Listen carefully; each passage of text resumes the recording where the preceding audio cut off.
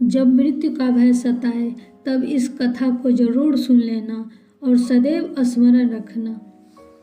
राजा परीक्षित को श्रीमद्भागवत पुराण सुनाते हुए जब सुखदेव जी महाराज को 6 दिन बीत गए और तक्ष के काटने से मृत्यु होने का 1 दिन शेष रह गया, तब भी राजा परीक्षित का शोक और मृत्यु का भय दूर नहीं हुआ। अपने मरने की घड़ी निकट आती देखकर राजा का मन क्षुब्ध हो रहा था। तब सुखदेव जी महाराज ने परीक्षित को एक कथा सुनानी आरंभ की।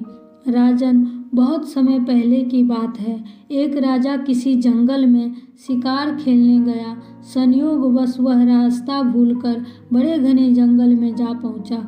उसे रास्ता ढूंढते ढूंढते रात्रि पड़ गई और भारी वर्षा भी होने लगी। जंगल में सिंह, व्याघ्र आदि बोलने लगे।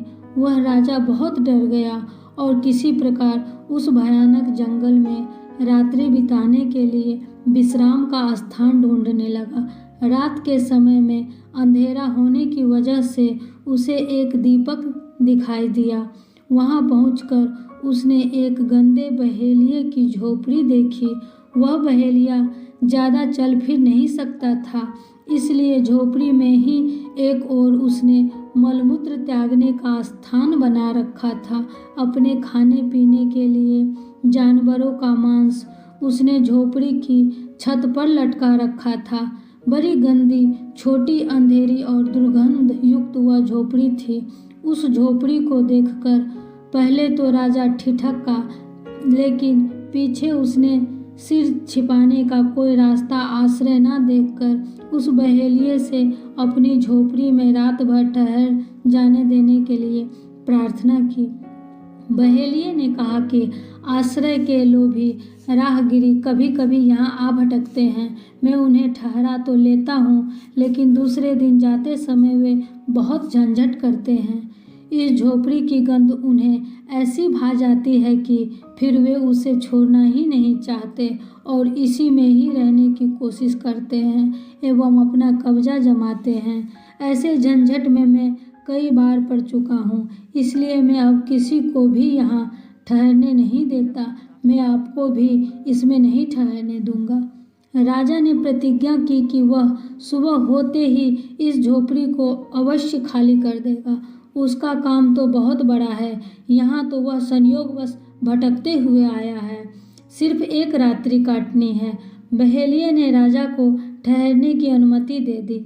बहेलिये ने सुबह होते ही बिना कोई झंझट किए झोपड़ी खाली कर देने की शर्त को फिर दोहरा दिया। राजा रात भर एक कोने में पड़ा सोता रहा। सोने पर झोपड़ी की दुर्गंध उसके मस्तिष्क में ऐसी बस गई कि सुबह उठा तो वही सब परम प्रिय लगने लगा। अपने जीवन के वास्तविक उद्देश्य को भूलकर वह वहीं निवास करने की बात सोचने लगा। वह बहेलिये से अपने और ठहरने की प्रार्थना करने लगा। इस पर बहेलिया भड़क गया और राजा को भला बुरा कहने लगा। राजा को वह जगह छोड़ना झंझट लगने लगा और दोनों के बीच उस स्थान को लेकर विवाद खड़ा हो गया।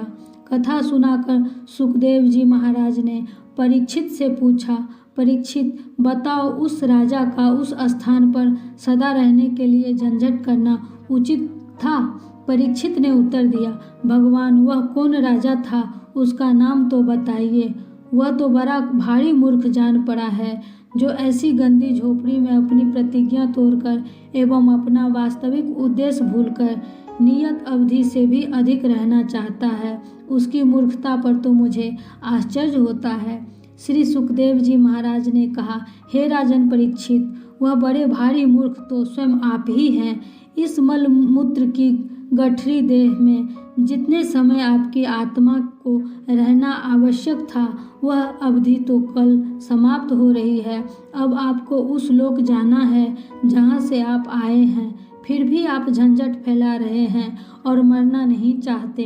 क्या यह आपकी मूर्खता नहीं है? राजा परीक्षित का ज्ञान जान पड़ा और वे बंधन मुक्ति के लिए सहर्ष तैयार हो गया। भाई बहनों, वास्तव में यही सत्य है। जब एक जीवन अपनी माँ की कोख से जन्म लेता है तो अपनी माँ की कोख के अंदर भगवान से प्रार्थना करता है कि हे भगवान, मुझे यहाँ से मुक्त कीजिए, मैं आपका भजन सुमिरन करूँगा यहाँ से मुक्त होने के बाद। और जब वह जन्म लेकर इस संसार में आता है तो उस राजा की तरह हैरान होकर सोचने लगता है कि मैं ये कहाँ आ गया, और पैदा होते ही रोने लगता है।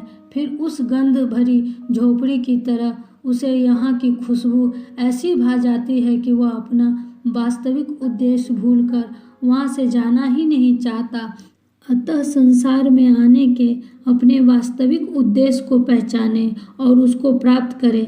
ऐसा कर लेने पर आपको मृत्यु का भय नहीं सताएगा।